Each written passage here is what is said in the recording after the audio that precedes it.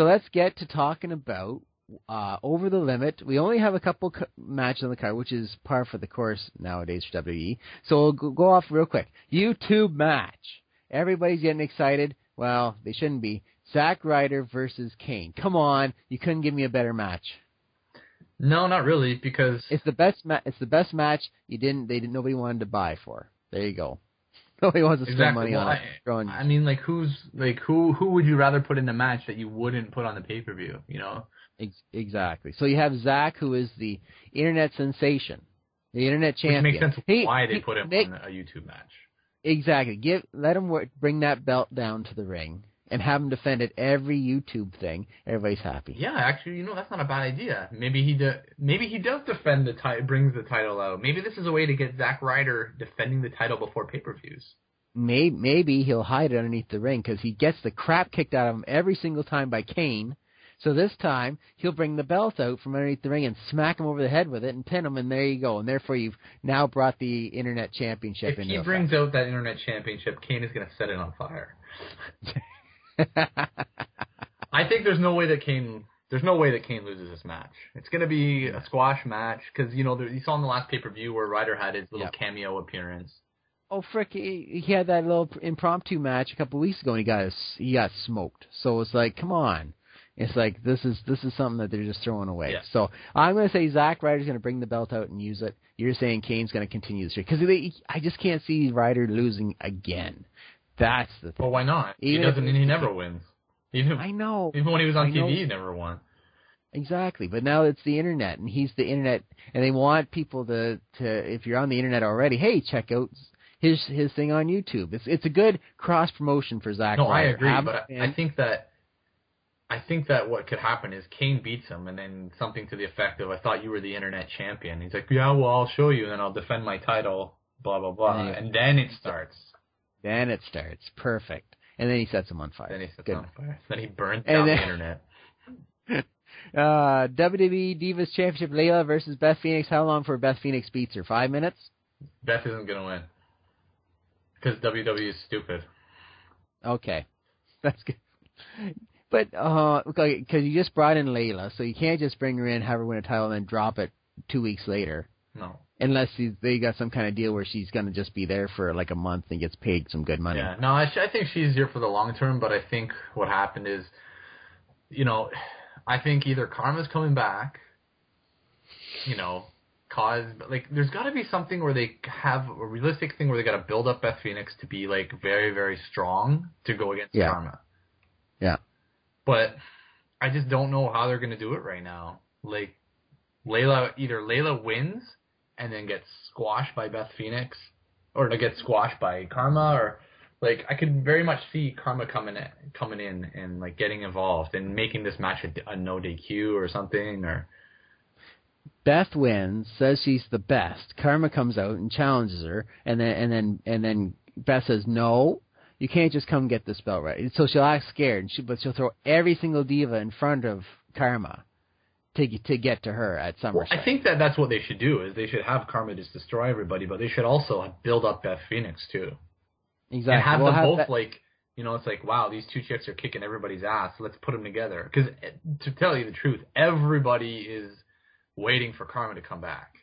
Exactly. And then have her beat up Zack Ryder while you're at it. Why not? He's an internet sensation. Yeah. WWE Tag Team Champions Kofi and RTruth versus Jack Swagger and Dolph Ziggler. Is this the end of a tag team? I didn't say which one. What do you think? I can't believe that there's actually a tag team title match on a pay-per-view. Doesn't have Epico or Primo. Exactly. Exactly. I think that Kingston and Truth are going to win. You're going to maybe see some involvement from Mr. Washington and his collection of goons that he's developing. Yes. I really hope that Swagger and Ziggler break up, because I think it's time for Ziggler to go on his own. Yes. There's no way. If Swagger and Ziggler win, that just means that Ziggler is doomed. Yes.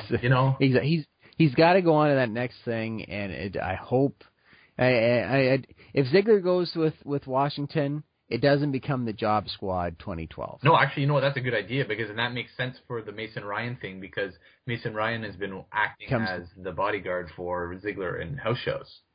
Exactly. See? Exactly. And so they're just it's all about setting it up. So he'll lose. Tag team will lose. Because Swagger will do something and make Ziggler do it, and then he'll say, you know something, screw you both, I don't need you, I'm going to go, and that's when Washington comes out with, I got a deal for you, Dolphy, come on with me, and then that's how it all sets up. Yeah, I think that's a good idea. You can set up Mason Ryan to be the Batista. Exactly. Then you have...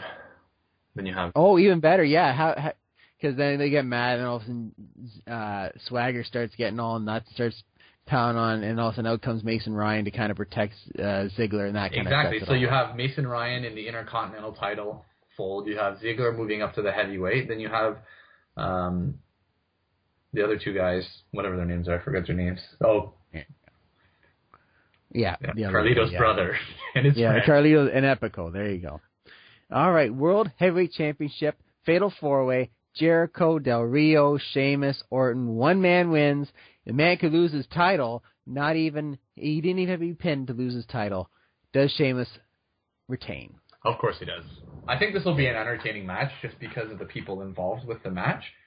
Yeah. But I don't see Sheamus losing. I mean, there's no way. They're talking up on WWE.com about, does Jericho need to win? Is he going to win the title or is he going to leave? Well, yes. So that means that Jericho's not going to win. Yeah, yes, he does need to win. He does, and I think what's going to happen is you're going to see a finish that sets up a storyline going further.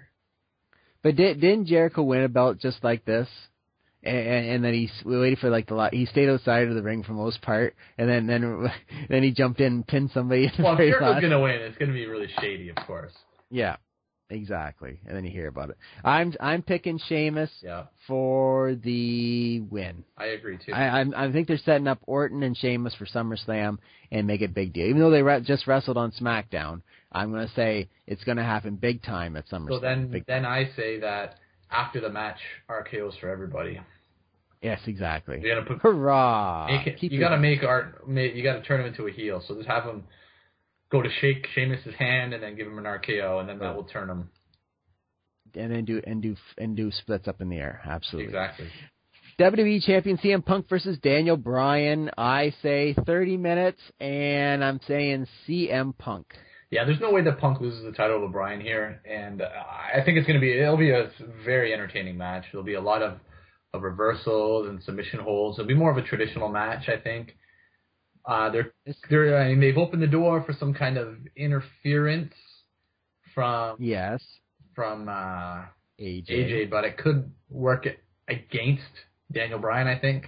One of those things where she comes out and distracts things, but it actually works out against Bryan, so maybe something like that can happen. But I mean, I definitely foresee a good match, and it'd be a match definitely worth watching, but there's no way that Punk is going to lose, especially on this pay-per-view. It's kind of, you kind of know which pay-per-views there's not going to be a title match, and this is definitely not one. Exactly. And I think I want to see an ROH style of match here between the two. Yeah, you just might because I think they've gone to if they're going to have this match, they've already had 3 matches earlier on this year. Make this one more ROH, make it more wrestling driven, and we're all set. And now we get to the final match. We already guessed a lot of it already. John Cena, John Laurinaitis. I paid how much money to see this match? Too much. Yeah. There you go. Now, okay, so basically I'm going to predict Laurinaitis will win. Interference by the Big Show. So which former Vince McMahon versus Stone Cold match are they going to emulate here? Oh, well. Does Big Show come out from under the ring? Thank you. I was going to actually say that one. Let's make Big Show re-debut. Exactly. Put it in a cage. We're all set. That's right. No, I think that's exactly what's going to happen. Now, here's my question to you, because I know that you're pretty much thinking the same way. Is this one that you're going to actually go and see at the theater this weekend? I would say maybe, but probably not. Probably not. Just because there's not... Like, the Extreme Rules pay-per-view just had that, yes. Oh, I got to see this. This is cool. Like, it's something that I didn't even think twice about going and seeing. This one is one of those things that, if Sunday comes around and it's like 7 o'clock and nothing really else better is going on, you've trimmed the bush and cut the grass. And did my 500 push-ups for the day. I might think about it. And that's just on your warm down day. That's my day off. That's right. That's just your chilling. That's right. Exactly.